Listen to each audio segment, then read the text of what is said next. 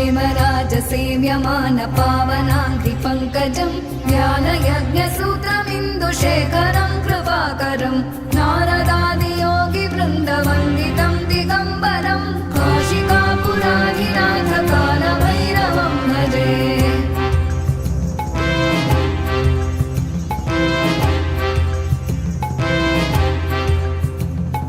भानुकोटिभास्वरं भवाब्धितारकं परं नीलकण्ठमीप्सितार्थदायकं त्रिलोचनं कालकालमम्बुजाक्षमक्षशूलमक्षरं काशिकापुराधिनाथ कालभैरवं भजे।